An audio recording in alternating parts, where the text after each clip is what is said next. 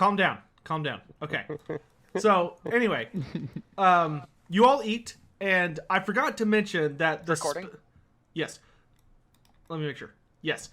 I forgot to mention when y'all came out here to eat, because I didn't put their corpses down because I was lazy. The bear and the horse corpse were, like, shoved up against the wall. How Sasha managed to accomplish this, either by using a tool or through sheer brute strength, is not apparent. But you are not all eating a picnic among guts and blood and corpses. Anyway, as you all begin to finish your meal, she does nod to the three of you, and she pulls out 3 bags and tosses one to each of you. And she nods and says, Anders say, you no speak of what you find in exchange for payment. Sounds Did good we to me. find something? I don't know. I don't remember finding anything. She nods and says, jealous of sharing discoveries.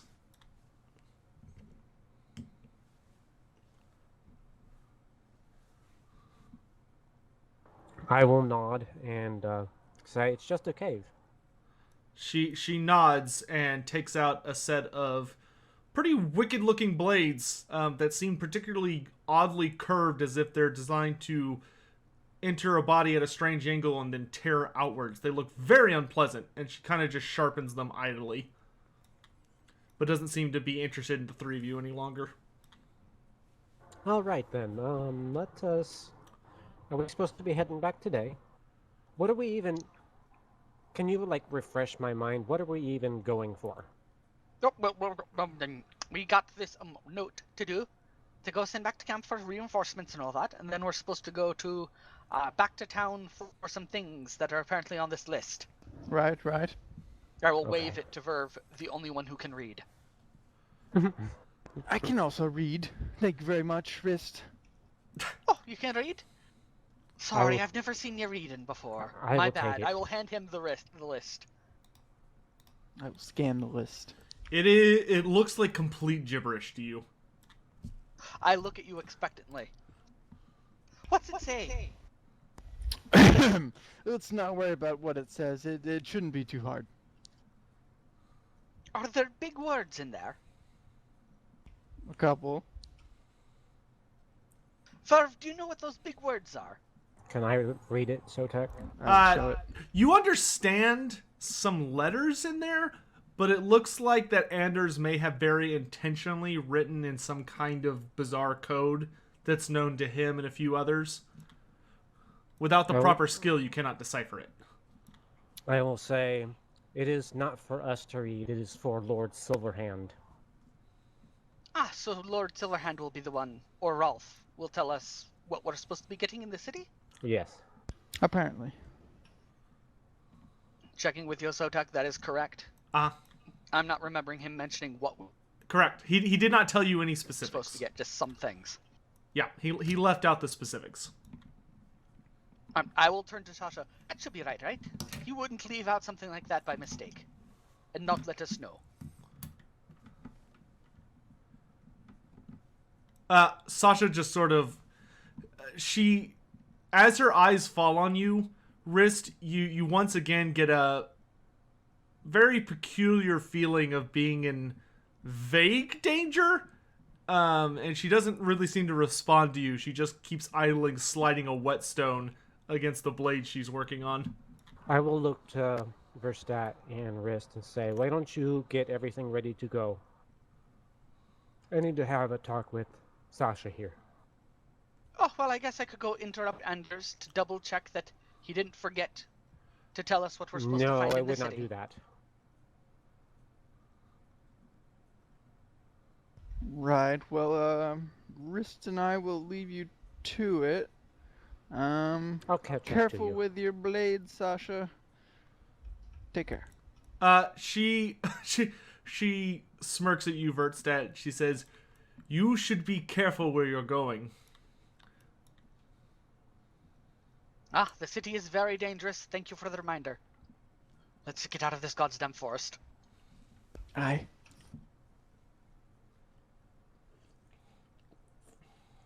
So I'm gonna move over to Sasha and I'm gonna sit down. And I'm just gonna watch her for a moment, kind of silently. See if she even notices me. She notices you. When you get close, she keeps her eyes on you, but she doesn't really say anything. She just sort of is observing. I will look at her and say, "Can you teach me?" She raises an eyebrow and says, And I "Teach-" will look pointedly at the daggers. Uh, she seems to ponder for a moment and says, "Teach what specifically?"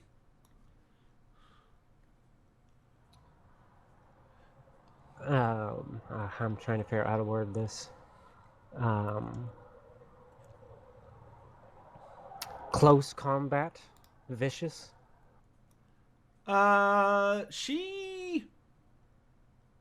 She kind of furrows her eyebrows for a moment and taps against her My bottom magic lip. will not save me forever. She kind of taps against her bottom lip with a sword, and she leans back in her makeshift chair, which is basically just some stones that she's thrown a fur over, and she says, "What could you offer?" What do you need? Sh- she smirks at some unspoken jest and says, "Nothing that you have." But something I can get? Her eyes seem to drift lazily after your companions, and then she looks back at you and says, "Maybe another time." I will follow her eyes to my companions. And I will linger on Verstat for a moment. I'll look back at her and say, "Yes, perhaps when I get back from the city, we could have a larger conversation about me protecting myself through your skills." She shrugs, but she seems very non-committal. I will stand up and nod at her and then run off after my companions. All right. You catch up with them easily enough, and as y'all make it onto the steeps of the Haker Cribs leading down the mountain towards the forest below, I really wish it would allow me to do what I want to do. Nope. Come back. There we go. Everyone roll a very hard perception check. Is that 30 minus? Yes, that is minus 30. Oof.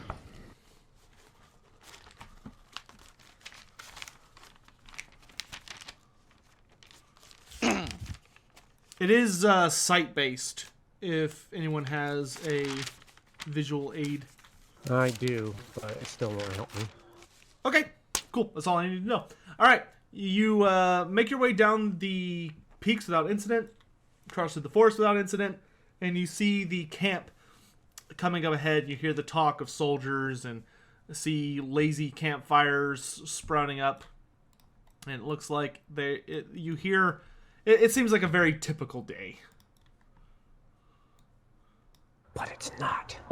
Yeah, it's a big oh god. Maybe it is, Up. maybe it isn't. I will walk up towards the guards and look for the two peasants that usually follow Raymond around. All right, Yeah. you're actually able to locate them very, very easily because they're with Riemann, standing outside the camp. Hold on a second, and I will put you guys here.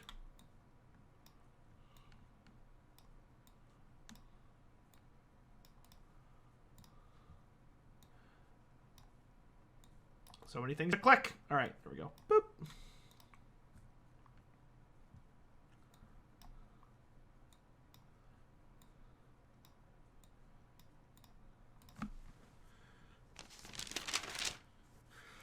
So, as y'all approach the camp, you do see them standing with him. Volo and Guy are their names. Alright, cool. Oh, and before you move there, Cold, you might want to move to the right a bit. There you go. Because y'all also see a large and very nice wagon outside of Riemann's little outside encampment spot. It's like borderline gaudy. Pulled by a single horse, or? Yeah. Like, it's reasonably large, and the horse is colossal. It's like a Clydesdale equivalent. Like, it looks like a horse that probably can't run very well, but it is strong, and it's big. Oh, isn't that fancy? And there is some kind of peasant individual who seems to just be idly chilling out on the in the driver's seat. I will walk up to Raymond. Raymond. And say, it's not Raymond. He's not in a hit TV show. whatever. He's French. How do you pronounce it? Riemann. Raymond, not Raymond. You could do either. I don't give a shit. Raymond. Raymond. Yeah, I'm not French, so I'm not trying. I'm just gonna say it however it comes out of my mouth. Well, just So don't put a Raymond. D on it. So Raymond. He's sitting down when you approach, and he looks up, and he looks distressed a bit still, but he seems much more composed than he was when he left.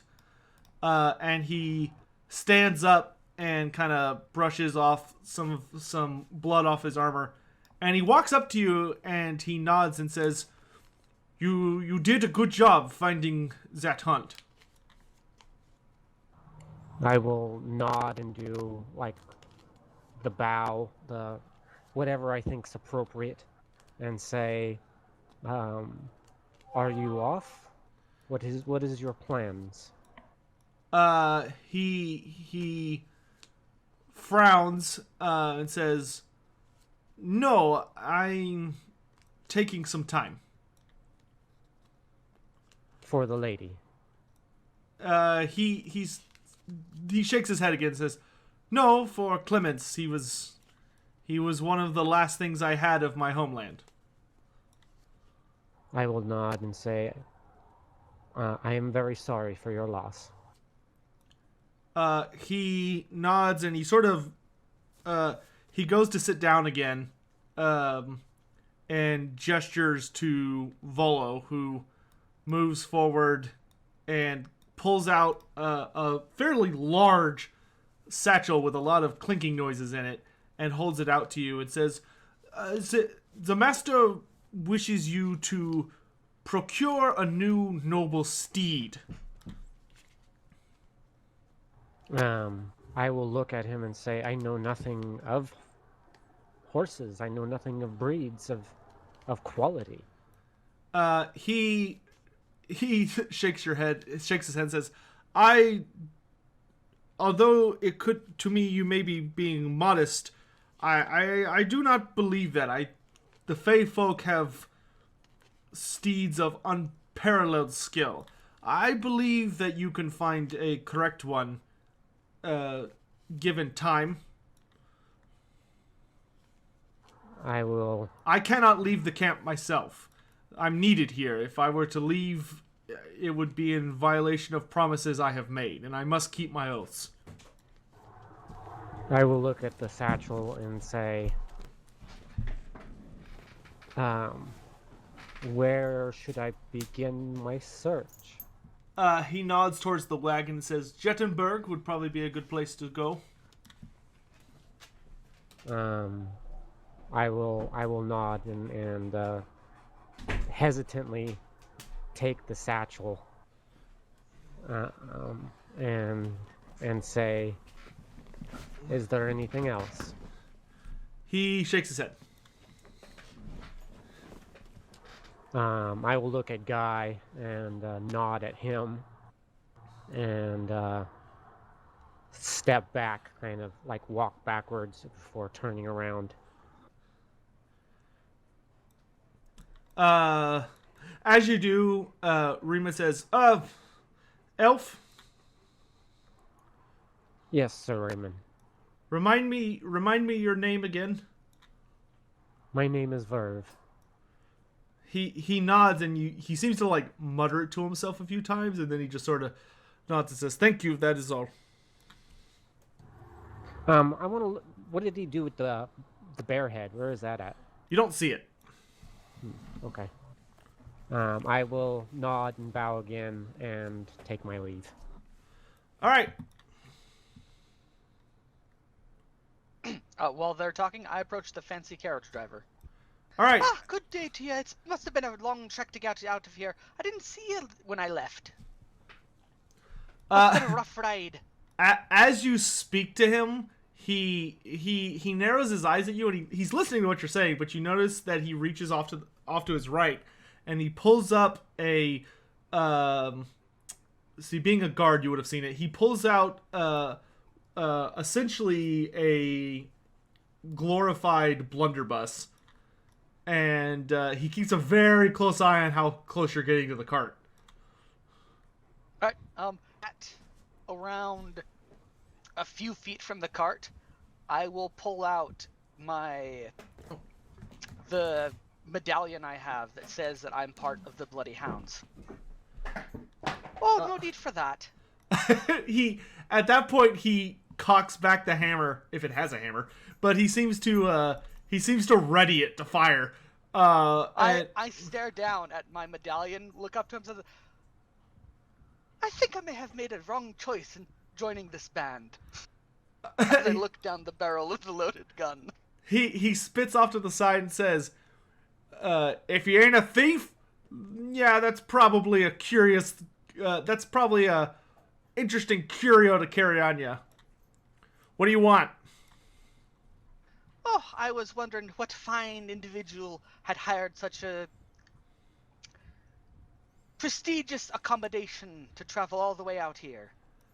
At that, he chuckles, and he puts the gun back carefully at his side and says, if you don't recognize this carriage, then you must be new here. No wonder you just walked up to me like you had no sense between your eyes. All I know is I have a pressing need to get back to Jettenberg on business, and I have a dreadful urge not to walk. He nods and says, then you'll need to speak to Lord Hugo, but he doesn't let many ride on this carriage. Understandable. Lords can't tolerate us lowly folk. I will give him a nod. He gives you a look as if he's not quite sure if you were trying to make a joke or if you were being like completely sincere with that sentence structure, but he doesn't comment. I will bow and figure I can find a lordly person in camp. It should not be hard. It's not. As you walk in, you actually see that while the camp's rather busy, you see Rolf sitting in a chair, and you can see him laughing, talking to a man wearing way over the top clothes of a merchant class individual, a very wealthy merchant class individual.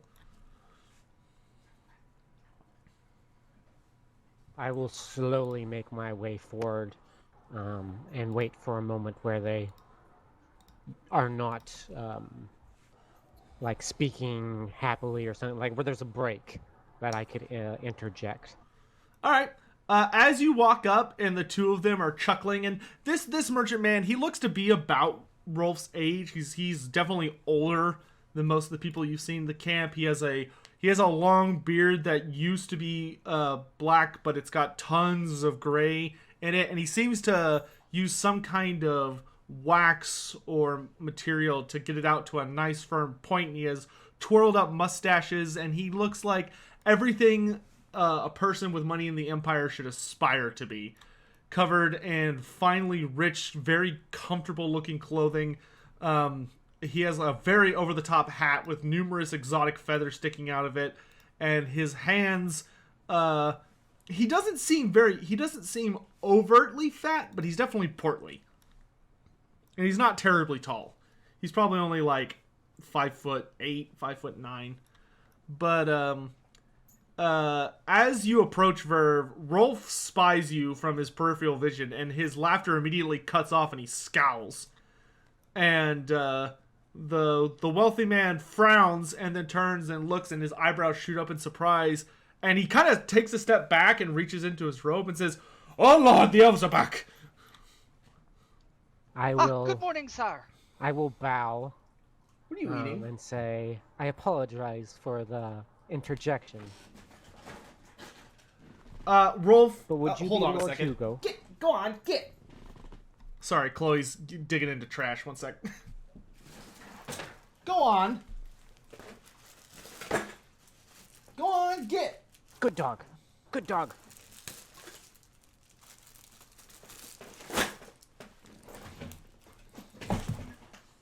No, not good dog. Those are chocolate cookies that are in there. No. Why do you have chocolate cookies in the trash? That's what I was about to ask. Because nobody wanted them. They're old and bad, but she can't eat them because they're chocolate. Anyway, where was I? So, Rolf chuckles and says, "Nah, she's one of ours." And the merchant visibly calms immediately, and he says, "Oh, excuse me, how rude then." But, yeah, I will do my bow and say I apologize for the interjection. But Lord Anders has a missive. He needs soldiers up to his finding. Rolf's scowl only deepens, and Hugo kind of claps his hands together and says, "Oh, you didn't tell me that Anders was here. How delightful. Perchance, where is he?" He is Out of camp, I'm afraid, sir. Yes, he is outside of camp in a most difficult area, dangerous area. He requests some additional support up there while he conducts his research. Hugo chuckles and says, "Oh, must have found another curious rock." And, yes, definitely an interesting rock, but it is beyond my comprehension. Rolf scowls and says, "All right, then, what'd he send you with?" Wisp will nudge Verve and point to the bag Verve put the note in. I will hand the note to Rolf. All right, as you're about to give it to Rolf, Hugo, with surprising dexterity, just plucks it right out of your fingers. Can I avoid this? You can try. He's quicker than he looks. Take a dodge check.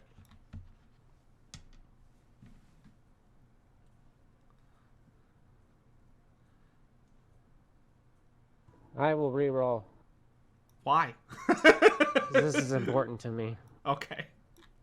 Oh, I was gonna say, can I try to sleight of hand his sleight of hand theft? No. No, that's not. He beats you. He manages to. It's almost eerie how he's able to just slip it out of your hand. You don't even feel it leave your hand until it's gone. You feel your fingers pressing together, and he briefly looks over it, and you see Rolf give him a dirty look. But then Rolf just sort of like rolls his eyes and leans back in his chair. My face will just like thunder. Hugo will tut, looking at the symbols on it, and he will nod My to. lord. Hugo tears his eyes away briefly and raises an eyebrow at you. I was not supposed to have that handed to anyone else but Sir Rolf here or Lord Silverhand, if you please. At this point, it's Rolf's turn to smirk a little bit, and Hugo chuckles genuinely and says, "Oh, my dear, I can assure you that anything Anders sends to this camp eventually finds its way to me. who do you think it is that pays for everything here? I say, I apologize, but I still must insist. He It isn't the man who has silver fallen from his hands. uh, he chuckles and says, "My dear halfling, don't you know that it's illegal in the Empire to create money?" He And did say that, but maybe he just stores it there. I don't know how magic works. he hands the missive to Rolf and says a few, and kind of leans over and whispers a few things in his ear, and Rolf nods. And stands up and hands the missive back to Hugo, and you see him walk off and starting to yell particular names and at certain individuals to get some men ready to send up to the mountain. And Hugo takes out a small pair of glasses and puts them on and looks back at the note and says, "Ah, I take it you're going to Jettenberg then?" That would be the case, sir, yes. Or my lord, I don't know which to use. He goes, "Oh, you could just call me Hugo." And then he kind of perks up and says, "Oh, my apologies, I've been so rude. This is what happens whenever I get around Rolf. He just degenerates the manners anywhere close to him. I am Hugo Kraus." And he sort of leans over as much as his the clothes around his stomach will allow politely before leaning all the way back up. Ah, I am Fumblefoot, and these are my companions. I'll let them introduce themselves. I am Verstadt. I will keep my eyes on the missive, and I won't even look at his face and say, my name is Verve. He nods and says, I've heard about you three," and he folds up the missive and tucks it into one of his pockets and says, "I spoke with Lord Silverhand about you three before I came out here and was catching up with Rolf. You seem to have caused quite a stir of trouble the last week, I've heard." I thought we were putting glare down at the two trouble. wizards. We have slain goblins and beastmen and a troll. Now with Sir Raymond's assistance or his bravery, slain a giant bear. I don't understand what trouble. I will look over to Verstadt, actually confused. And set fire to the force twice. Regardless, I think With it's good safe to say intention. It's been a busy week. He chuckles and says, Now, I didn't say your efforts weren't appreciated, merely that you seem to be active individuals." And he kind of holds out his hands and starts waving his fingers and says, Come, we should be away as quickly as possible. We don't want to waste any more daylight." Oh, I was going to ask, before I knew that you were the one who was in the carriage, if it would be possible to hitch a ride back to Jettenberg, considering the urgency of Sir Anders' request. He says, "Oh, of course, but don't you worry about Anders' request. I'll take care of that. Of course, I'll need you to guide the supplies back, but I'll take care of purchasing some of the items he's requested are a little, let's say, will require some tactful negotiations to ensure that the prices are not completely outrageous." Of course. So we should not have Verstadt haggle. Where do you say that? I'm great at haggling. He You was doing increase the better. prices. All right, that's fair enough. Fair enough. He starts to walk towards the carriage and is shooing y'all in the direction of it. He says, Come, we must be away. We don't want to be traveling through the forest at night with all of my equipment. It draws bandits like you would not believe." May I have 30 seconds, Lord Hugo? Or sorry, Hugo, my friend. To set my affairs in order. I was not prepared to leave so quickly, but I will be as fast as I can. He nods and says, "Oh, all right, meet me at the carriage, but we must leave in the next 10 minutes. Alright, I go and return the leftover food that I took from the storehouse. Okay, it is accepted back, and you get a little bit made fun of by some of the by the halflings in attendance for not having eaten all your food by already. I will hand them a bit of the food that Anders had set aside, the rich cheese and all that other stuff, to them with a wink. They are no longer amused.